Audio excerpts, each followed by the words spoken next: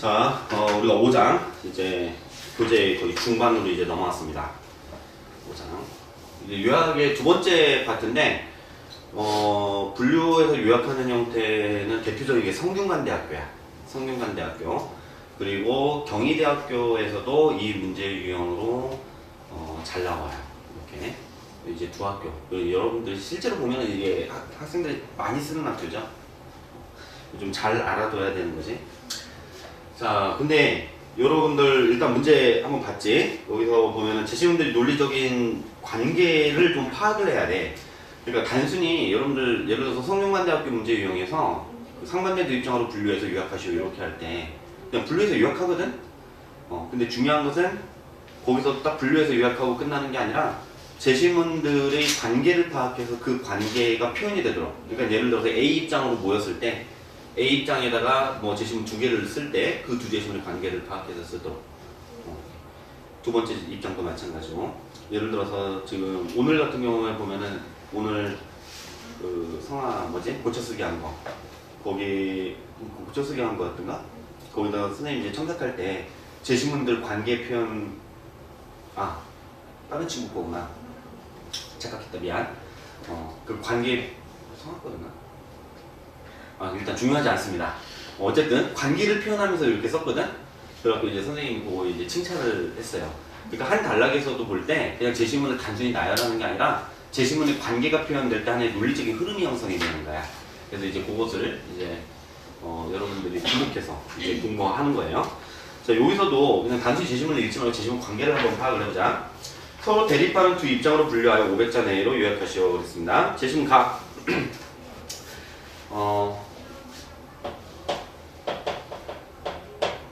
한번 봅시다. 각 아이디어와 정보와 같은 지적 재산은 제3자가 사용한다고 해서 아이디어와 정보의 창작자 또는 보유자가 가진 지적 재산이 양쪽으로 줄어든다고 말할 수 없다. 특징이죠. 지적 재산이. 그제? 나눈다고 해서 줄어들지 않습니다. 예를 들어서 아까 사과 같은 건 나누면 줄어들죠. 유체문은 오히려 사회 전체의 관점에서 보면 단기적으로는 좀 더 많은 사람들이 아이디어와 정보를 이용할수록 사회 전체의 후생과 이익은 더 커진다. 또한 금은보와 같은 유체물은 추가적으로 하나 더 생산하는 데 소요되는 한계 비용이 상당히 되는 데 비해서 아이디어와 정보의 추가적인 생산에 소요되는 한계 비용이 거의 제로에 가깝고 그 복제나 모방이 비교적 용이하다는 차이점이 있다. 아이디어나 정보의 창작이나 생산에 많은 노력과 자본이 투입되어야 하는데도 불구하고 공공재와 마찬가지로 그 사용이나 복제 또는 모방을 허용한다면 단기적으로는 사회 전체의 이익이 커지겠지만 장기적으로는 더 이상의 아이디어와 정보의 생산을 기대할 수 없게 되어 사회 전체의 이익이 오히려 감소한다고 하는 문제가 있다. 그래서 사실 그 아이디어나 정보의 창작이나 할 때 이 앞에 그러나 하지만 이런 접속어가 들어가는 게 더 좋죠. 이 제시문은 그게 없네. 자, 그래서 여기서는 그 지적재산의 공유에 대해서 반대를 합니다. 해서는 안 된다. 공유해서는 안 된다. 왜 그래요? 일단은 사실 세세하게 논증을 하고 있지는 않고 어떻다?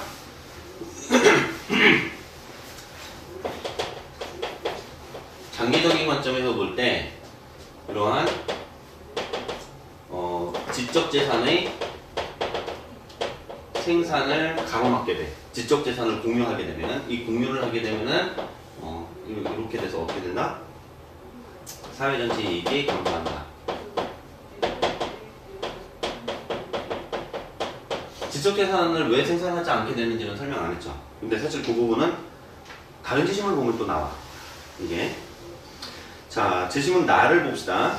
위키백과는 여러 명의 서로 다른 지성적 존재들이 그 힘을 합쳐 백과사전을 만들어가는 곳. 제시문 나에서는 지금 위키백과를 사례로 들고 있네요. 단순히 지적 결과물을 만들어내는데 그치지 않고 상호작용을 통한 내용의 확대와 확인 그리고 연결이 유기적으로 발생하고 있다. 여기서는 개인들이 자발적인 백과사전 편찬을 얘기하고 있지. 자, 근데 위키백과의 사용자들은 서로 독립적이며 다양한 배경을 가지고 있고 기존의 사회처럼 위계 질서가 명확하지 않다. 어느 정도 평판과 상호평가에 의해 운영되지만 내용의 접근, 편집에 대해서는 거의 제한이 없다. 하지만 이와 동시에 비교적 엄격하게 내용을 검사하고 상호 비판을 통해 정리해 나가기도 한다. 이들의 목적은 자신의 만족과 동시에 이런 집단 지성적 결과물을 공동 창출한다. 집단 지성물의 공동 창출. 이게 일어난다는 거지. 야구는 반대 얘기를 하고 있죠. 특별한 이익과 이해를 위해 일하지 않는 점이 특징이다. 이익하고 어떤 이해가 여기에서는 관련되지 않는다. 이게 특징이다. 자, 결과적으로 단시간에 기존의 백과사전을 대체하고 있으며 속도와 내용 면에서도 비약적인 발전을 이루고 있다. 그러니까 집단 지성물의 공동 창출인데 요거에 어떻다? 얘가 질적으로도 좋다죠. 이렇게 돼 있어요. 자, 제시문 별로 안 어렵죠? 제시문 다를 봅시다.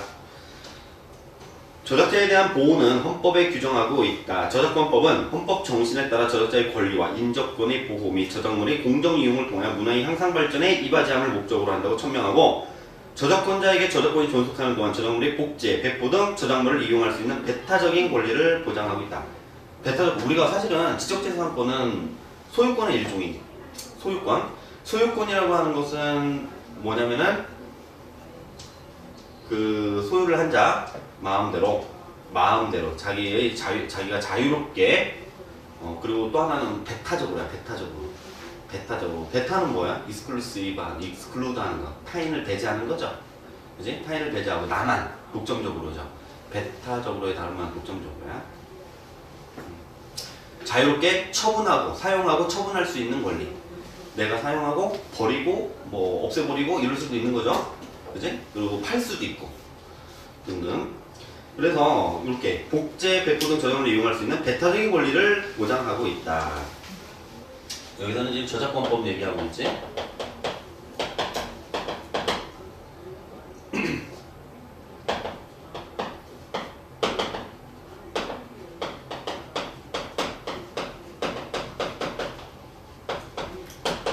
이제 복제나 배포에 있어서의 배포 등에 있어서의 어떤 배타적 권리. 저작권자가 이처럼 합법적인 독점, 그러니까 배타, 독점한다고 했지. 이게 배타적 권리. 독점적인 권리를 누리고 있어요. 독점에 의한 이윤 창출에 의하여 그의 문화 발전에 대한 기여에 상당한 보상을 받게 하면서 창작 의욕이 자극되어, 그지? 요렇게 하게 되면은 이윤 보장이 되는 거죠. 그러면 창작 의욕이 이제 고취가 되는 거고, 그렇게 해서 어떻게 된다? 국가 전체의 문화 발전이라는 목적을 달성한다. 국가의 문화 발전으로 이어진다. 이렇기 때문에 저작권법은 저 저작권을 보호한다. 이런 얘기죠. 제시문 간단하죠. 제시문 지적재산권을 옹호하는 논지는 노동의 결과에 대한 권리를 보장해야 한다는 것이다. 보통 요 소유권에 대한 가장 기본적인 논리는 존 로크, 통치론, 그 시민과 정부에 관한 논문, 이제 두 번째 파트에서 말하는 건데, 챕터 5에 보면은 그 소유권 나오죠. 거기서 이제 공유물이라고 하는데 사실은 무소유되어 있는 거죠. 소유자가 없는 거. 소유자가 없는 이제 사물에 대해서 우리가 노동을 가하면은 노동에 의해서 새로운 가치가 부과되기 때문에 그 배타적인 권리로서의 소유권을 획득하게 된다라고 하는 그런 논리가 이제 설명이 되거든. 그걸 주장하는 거지. 보통 그래갖고 이제 노동 결과에 대한 권리를 보장하는 거야. 자, 이에 대해 에드윈 C. 해팅거는 지적 산물의 가치가 전부 노동에서 비롯되는 것은 아니라고 답한다. 온전히 다 노동만으로 만들어지는 건 아니라는 거야. 지적 산물의 가치는 노동자 한 사람이나 소집단의 작업에 의한 것이 아니라 사회적인 산물이야. 자, 여기에서 지적 산물의 가치는 어떻다? 가치는 사회적 산물이라고 얘기하고 있어요. 사회적 산물. 만일 당신이 수필을 썼다거나 발명을 했다고 가정해보자. 당신의 지적인 업적은 사회적인 진공 상태에서 무에서 창조된 것이 아니에요. 만일 이전에 많은 사람들이 남긴 지적 업적이나 비지적인 업적이 없었다면 당신의 지적 성과도 불가능했을 것이다. 그들 가운데는 당신의 선생님이나 부모도 포함되며 당신의 지적 업적의 밑바탕을 정했던 앞서간 작가나 발명자도 들어간다. 그리고 이론적 현실적 차원에서 아이디어와 기술에 관해 토론하고 이것을 사용하고 당신의 공적에 문화적인 배경을 제공한 많은 이들도 있어야 한다. 사회적 배경이 있다는 거죠. 사회적으로 이미 내가 지적 재산을 창출하기 위한 기본 소재들이 사실상 사회에서 무상으로 제공이 되는 경우가 많다는 거야. 인쇄기를 만든 사람, 전화 케이블을 놓는 사람, 길을 닦고 건물을 세운 이들, 그리고 다른 많은 방식으로 사회 구성이 되어있던 이들도 필요하다. 중요한 것은 모든 지적인 업적은 수많은 사람들이 이전에 남긴 업적 없이는 생각할 수 없으며 그 기반 위에서 이루어질 수 있다는 것이다. 물론 우리가 인쇄기를 돌린다 한다면 우리는 그거에 대해서 돈을 내고 쓰기는 하지. 이제 그렇기는 해요. 그런데 예를 들어서 이런 거 한번 생각해보면 이거 우리 문자 예를 들어서 영어를 쓴다 그러면은 누구한테 돈 내고 쓰냐? 그렇진 않죠. 알파벳을 사용한다고 해서 우리가 페니키아 사람들한테 그 보상하면서 쓰진 않잖아. 한글 쓴다고 해서 세종대왕한테 우리가 보상을 했나? 만원권에? 보상을 하지는 않지, 그지? 예를 들어서 또 예를 누가 작곡을 한다고 해보세요. 그럼 오선지, 음표 이런 거에 대해서 우리가 그 보상을 하면서 그걸 창조한 사람한테 보상하면서 쓰진 않죠. 우리 사회나 문화가 축적되면서 그런 이제 창출된 가치에 대해서 보상하지 않고도 이제 축적되면서 우리에게 전승되었단 말이야. 그런 것들을 사용하기 때문에 이거 뭐야? 사회적인 산물이라고 이야기를 하는 거죠. 자, 일단은 얘네들 분류를 하면은 그렇게 어렵진 않지. 이제 분류를 하면 어떻게 분류가 됩니까? 재심은 가하고 저작권법이나 지적재산권 공유해서 하는 요거 얘기하는 거지. 가하고 다제. 그지? 가하고 다가 하나로 묶이고 재심은 나하고 라가 묶이죠. 네, 요 관계를 보면은 이 다를 보면은 다에서는 뭘 얘기하고 있냐면은 요걸 한번 주목을 해봐. 여기에서는 일단 이거야. 이윤을 보장하면 창작의욕이 고취되고 국가 문화 발전을 이루게 된다. 그래서 저작권법을 보장해야 된다. 그지? 얘는 이제 파저티브한 서술을 하고 있어요. 그리고 또 하나, 여기서는 저작권법을 보호하지 지적재산권을 공유하자는 것은 잘못된 거다. 이러면서 얘는 네거티브한 측면을 얘기하고 있지. 이렇게만 보면은 얘네들은 대등한 관계로 서술이 되는 것처럼 보여요. 하나는 지적재산권을 보호했을 때의 장점, 보호하지 않았을 때의 단점, 이렇게 두 가지로. 그치? 그럼 대등한 관계로 보이긴 하는데 문제는 뭐냐면은 얘가 이걸 지적재산을 공유해서는 안 된다라고 하고서 사회 전체 이익이 감소한다라는 요 주장이 요걸 근거로 제시를 하고는 있거든. 근데 요의 근거가 사실상은 요 근거랑 동일해.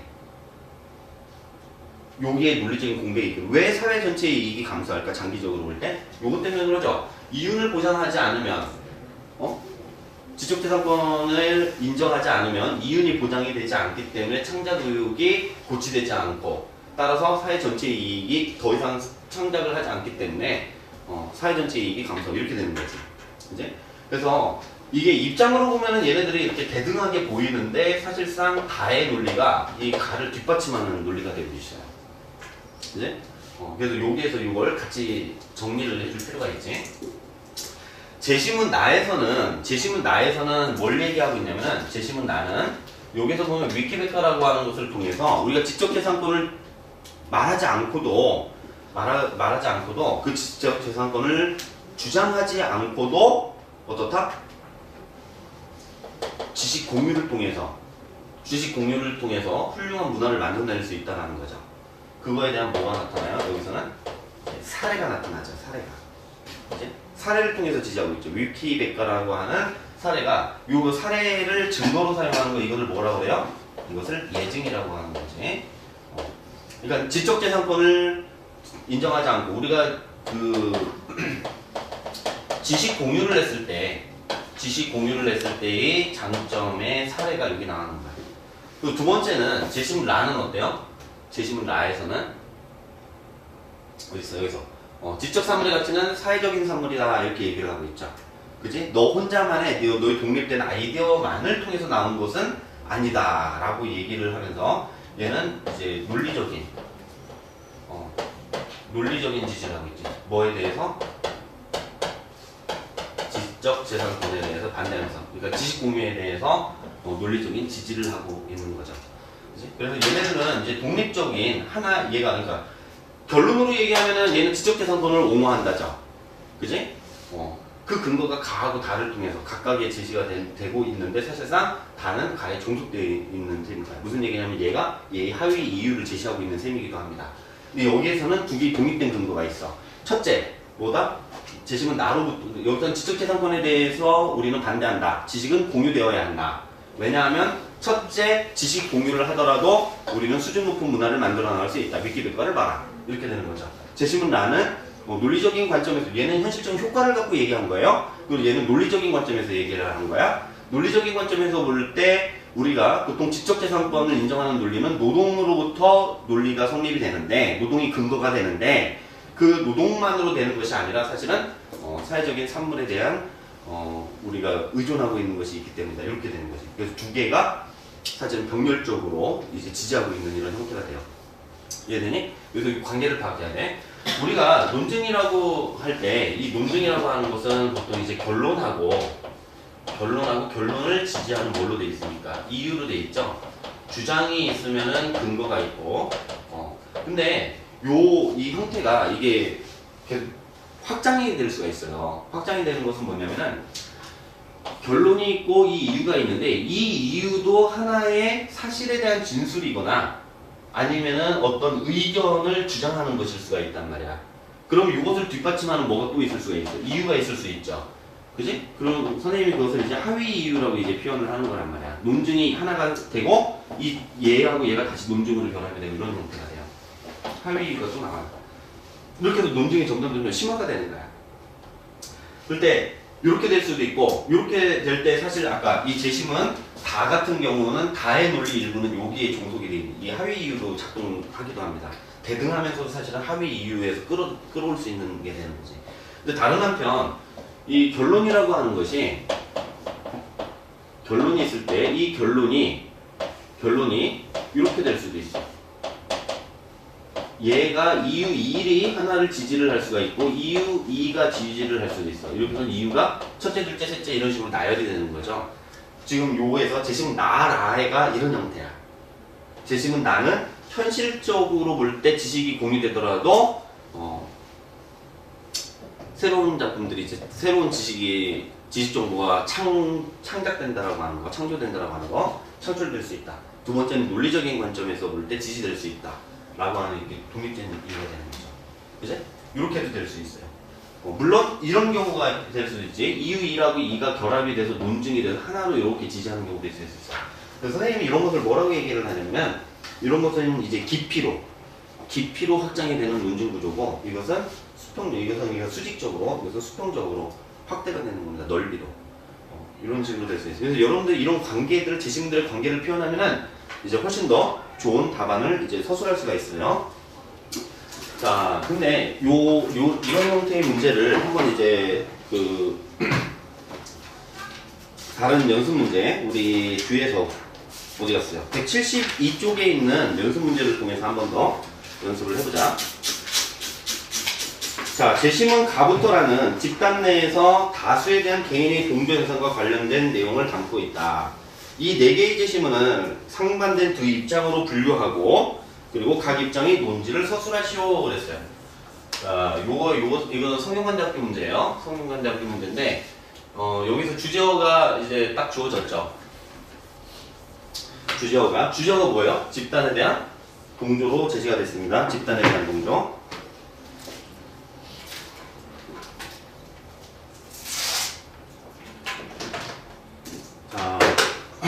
그래서 제심은 이 집단에 대한 동조에 대해서 제심은 가부터 라가 이제 어떤 주장을 하고 있는가 한번 봅시다.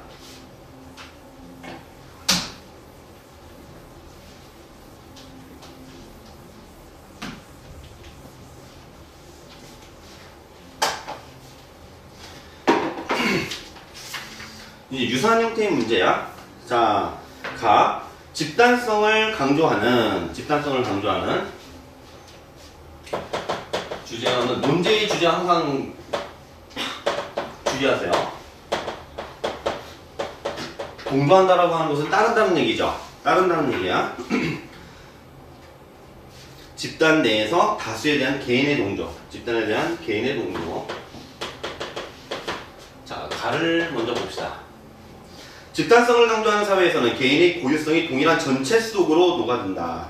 일단 우리를 강조하는 집단 상황에 접하게 되면 개인의 개별적 특성의 합으로는 설명할 수 없는 우리 자체의 독특한 특성과 역동성이 나타난다. 개인하고는 다른 집단 전체의 독특한 특성이 나타난다고 그래요. 이는 개인 정체성이 집단 정체성으로 전환되는 것을 의미하며 집단성의 강조, 그러면은 여기서는 이제 우리, 그래서 집단 정체성으로 전환돼서 나타납니다. 자, 그래서 전체적인 통일을 향한 개인의 변화가 우리 형성의 충분 조건임을 나타내는 것이다. 그래서 개인이 변화합니다. 그리하여 우리 형성은 인지적인 측면뿐만 아니라 감정적 행동적 요소까지 결합하여 강력한 집단적인 힘을 발휘하게 된다. 그러니까 집단성 강조에서 우리가 집단 정체성을 형성하게 될 때 강력한 집단의 힘이 발휘가 돼요. 무엇 때문에 그런다고 했냐면 뭐가 결합이 되냐면은 우리 인지적인 측면, 감정적인 측면, 그리고 이제 행동. 이걸 보면은 이거 무슨 얘기야? 인지는 우리가 아는 거야, 아는 거. 알겠지? 보고서 아는 거예요. 그지? 우리가 같은 집단에 소속돼 있다라고 하는 걸 알겠지. 그러면 뭐가 생겨요? 친밀한 감정이 생기겠지. 그럼 이제 행동을 같이 하게 되는 거예요. 유대를 바탕으로 한. 그래서 강력한 집단적인 힘을 발휘할 잠재적인 가능성을 내포하게 된다. 특히 정서적 요소의 결합은 친밀성이죠. 전체적인 조화를 자연스럽게 유지하는 데 중요한 역할을 한다. 중요한 타인과의 인지적인 유사성을 지각하는 것은 유사성. 그치? 우리는 같은 학교 학생이야. 우리는 같은 대한민국 사람이야. 한국인이야. 이런 것들이잖아. 친밀감, 따뜻함, 안정감 등의 정서적 요인들을 자극하여 전체 우리로의 적응을 자연스럽고 신속하게 일어나도록 촉매의 역할을 하며 무리한 강요 없이도 집단을 위한 양보나 헌신을 가능하게 한다. 자, 이런 거지. 인지나 감정 또는 행동에서의 어떤 공통점을 이것을 응집성을 이제 만들어내서 집단 정체성이 형성이 됐을 때 강력한 집단의 힘이 발휘가 된다라고 하는 것이 지심은 가의 입장이죠. 그러니까 강력한 여기 중간 단계에서는 뭐냐면은 이런 게 형성이 되면은 개인은 어떻게 된다? 중간 단계 여기에서 개인은 어떻게 된다? 강요 없이도 개인은 양보나 집단을 위해서 헌신을 하게 된다는 거지. 그래서 그렇고 재심 나는 집단 결정에 동조하는 것은 때로는 커다란 재앙으로 이어질 수 있다. 여기 집단 동조가 뭘 야기할 수 있다? 재앙을 야기할 수도 있다. 바로 나왔죠. 예를 들어 1986년 미국 항공우주국 우주선 챌린저호의 발사 여부에 관한 최종 회의에서 이 우주선의 폭발 가능성을 경고한 소속 엔지니어의 의견을 무시하고 우주선 발사를 강행을 했습니다. 어땠습니까? 엔지니어가 얘는 이제 개인이지. 엔지니어는 개인인데 이 엔지니어의 의견을 무시했습니다. 무시하고 발사를 강행했어요. 그 결과 발사 후 불과 73초 만에 부품 결함으로 우주선이 공중 폭발하는 참사가 일어났다. 이 사고가 일어난 데에는 여러 가지 원인이 있지만 우주선 부품의 결함을 사전에 발견한 엔지니어가 다수의 의사에 맞서서 자신의 의견을 끝까지 관철시키지 못한 것 하나의 원인이라고 할 수 있다. 얘네가 무시가 됐는데 이 엔지니어가 어떻게 한 거야? 개인 의견을 집단에 관철을 시키지 못했어요. 이것은 챌린저호 폭발 사고의 예처럼 집단 의사결정 과정에서 발생하는 동조 현상. 이거 관철을 시키지 않고 그냥 집단 의견 따라간 거죠. 그지? 동조 현상이 막대한 재정 손실이나 인명 피해 또는 자원 낭비 등을 초래할 경우는 어렵지 않게 찾을 수 있다. 이러한 사례들은 대부분 응집성이 매우 높은 집단에서 구성원들이 과도하게 한치점을 추구하는 경우 때문에 효율적 사고나 현실 검증력이 저해되어서 이제 빚어지게 된다. 어떻게 된다? 집단이 집단 동조를 하게 되면 재앙이 발생하는데 요 중간고리에서 합치점을 추구하다가 합치 추구를 하다가 어떤 일이 벌어진다? 효율적 사고가 마비가 되고 현실 검증을 하지 못하게 되는 거죠. 개인들의 이런 비판을 귀담아 들어야 되는데 이런 비판을 듣지 않고 집단의 견해가 마치 옳은 견해에 있냐 하게 됐을 때 어떻게 된다? 집단이 재앙을 맞이하게 될 수 있다는 거죠. 여기서는 뭐야? 개인의 독립성을 대단히 중요하게 생각하고 집단 동조에 대해서 반대하는 입장이죠. 얘는 찬성하는 입장이고. 제시문 다를 봅시다. 집단, 이건 봤던 거지 앞에서, 그지? 집단 구성원들이 서로 독립적일 경우 그 집단은 정확한 예상치를 보여내거나 좋은 결정을 내릴 가능성이 훨씬 높다. 이것도 지금 저거랑 같은 내용이네. 집단, 여기서는 집단에 대한 동조가 아니라 집단 구성원의 독립성을 강조하고 있죠. 이 집단 구성원이 독립적일 경우 어떻게 될 수 있다? 보다 현명한 의사결정을 할 수 있다. 이 현명한 의사결정을 할 수 있다. 그 이유가 뭡니까? 첫째, 독립성은 사람들이 저지른 실수가 서로 연관되는 것을 막아준다. 개인의 판단에 생긴 오류가 집단 전체의 판단을 손상시키지는 않는다. 여러 오류가 구조적으로 같은 방향을 향하고 있지 않다면 그런 일은 생기지 않는다. 정보를 얻기 위해 서로 의지하게 되면 이게 동조하는 거지. 사람들의 판단은 구조적으로 편향되기 마련이다. 그러니까 첫 번째 이유는 뭡니까? 개인의 오류가 집단에 영향을 주지 않는다. 이런 거죠. 집단 전체에. 한 사람 잘못된 판단을 했을 때 그걸 따라가면 어떻게 됩니까? 집단 전체가 이제 우매한 결정을 내릴 수밖에 없는 거죠. 둘째, 독립성이 존재할 경우 구성원들은 이미 익숙한 자료 외에 새로운 정보를 갖고 있을 가능성이 높다. 따라서 가장 현명한 집단은 다양한 관점을 갖고 서로 독립적 상태를 유지할 수 있는 사람들로 구성된 집단일 것이다. 독립성이 반드시 합리적이라거나 한쪽에 치우치지 않는다는 의미는 아니다. 사람에게는 편견과 비합리성이 있을 수 있다. 그러나 독립성을 유지하는 편견과 비합리성으로 인해 집단이 더 우둔해지지는 않는다. 우리 동조할 때 우둔해지는 거죠. 여기 두 번째에서는 뭐예요? 다양한 관점에서 새로운 아이디어가 나올 수 있죠. 그래서 어떻게 된다? 보다 현명한 의사결정이 가능하다. 이렇게 정리가 되는 거죠. 자, 제10라 집단 규범에 대한 개인들의 동조는 사회 문화적인 진화를 촉진시키는 적응적 가치를 지닌다. 집단 동조는 뭐야? 적응적 가치를 표현하는 것에 지나요. 적응적 가치를 표현하는 것입니다. 이게 사회에 적응하고 있다는 걸 보여주는 거예요. 집단주의 사회에서는 사람들 사이의 상호 의존성 및 집단의 통합과 조화가 강조되므로 타인에게 단결심, 공손함, 배려, 소속감 등을 보이기 위해 노력한다. 이 사회에서는 사람들은 내 집단과 동일시된 자기관을 가지고 있으므로 동조를 집단 소속과 자기 확대의 수단으로 모아 중시하게 된다. 무슨 얘기예요? 내가 이 집단에 기여를 함으로써, 그지? 나하고 이 집단이 동일해지는 거지. 그렇게 해서 어떻게 된다? 집단에 기여를 하게 되는 거예요. 헌신을 할 수도 있는 거고. 집단에 동조하는 사람이라고 해서 사회 압력에 저항하여 자신의 지각, 이게 적응적 가치가 그거야. 내가 이 사회에 또는 집단에 적응을 하는 거죠. 우리 사회가 중요시하는 가치를 나의 가치로 받아들여서 나의 정체성을 형성하고, 그래서 내가 이 집단에 기여할 때 이제 내가 가치 있는 사람이 된다는 그런 생각을 한다는 거지. 그래서 집단에 동조하는 사람이라고 해서 사회 압력에 저항하여 자신의 지각, 태도, 신념 등을 유지하는 능력이 없는 것은 아니다. 얘네들도 어떻다? 비판적으로 그런 것을 받아들인다는 얘기죠. 이들에게 있어서 타인에 대한 동조는 고도로 높이 평가되는 목표 상태로서 중요한 관계를 유지하기 위해, 그러니까 고도로 높이 평가된다라고 하는 것이 어떤 거야? 타인에 대해서 동조하고 집단에 대해서 동조하는 것이 고도로 높이 평가된다는 것이 이게 적응적 가치, 적응한다라는 거지. 너네 우리 사회가 추구하는 가치 또는 우리 집단이 추구하는 가치가 내가 추구하는 가치야 라고 생각을 하겠지. 중요한 관계를 유지하기 위해 자신의 욕구와 소망을 조절하여 타인에게 화합하려는 자발적인 의지의 표현이다. 이게 적응적 가치인 이유는 뭐냐면은 이게 자발적이기 때문에 그런 거죠. 이제 자발적으로 나의 가치로 받아들여서 우리 사회의 가치를 나도 같이 함께 추구한다 이런 얘기다. 여기서도 여기 분류가 어떻게 됐습니까? 가하고 라가 같은 입장이고, 그리고 나하고 다가 같은 입장이죠. 그치? 자, 얘하고 얘는 집단에 동조하지 않을 때, 개인들이 집단에 동조하지 않을 때 어떻다? 현명한 의사결정을 할 수 있다.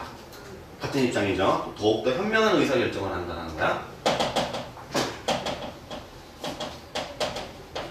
현명한 의사결정을 합니다. 여기에서는 개인의 요거, 근거가 이렇게 제시가 됐고, 여기에서는 효율적 사고가 안 되고 현실 검증이 안 된다라고 하는 거, 집단 동조를 통해서 우매해진다라고 하는 거, 요거에 사례가 많아지. 그지? 그 사실은 이제 다가 나에 종속되어 있는 형태가 되는 거예요, 여기서는. 근데 여기에서는 거의 유사한 또 비슷한 내용을 얘기하고 있죠.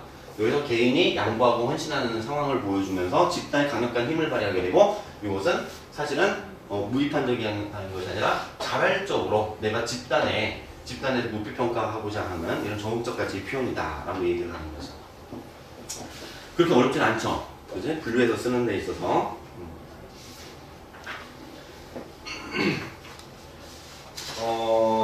근데 이렇게도 볼 수는 있어요. 요거에 나하고 다 아까 이제 사실은 얘가 사례로 종속돼 있다라고 얘기를 했는데 이 독립성의 사례로 볼 수도 있고 여기서는 이제 부정적인 측면에서 볼 때 무시됐을 때를 얘기하는 거지. 그건 이제 병렬관계로 볼 수도 있어요. 그래서 여기서는 또는 아니면 그러면 이제 예증이라고도 얘기를 할 수가 있는 거지. 그렇게 되면 이제 병렬관계로 가게 되지. 자, 어쨌든 간에 지금 이제 제시문을 그룹핑을 해놓고 그 그룹핑을 한 걸 바탕으로 해갖고 각 제시문을 요약을 하되 제시문들의 관계를 표현하면서 요약을 하는 게 좋습니다. 자, 일단 이렇게 해서 여기 앞부분은 일단 잠깐 여기까지 하고 잠깐만 쉬었다 갑시다.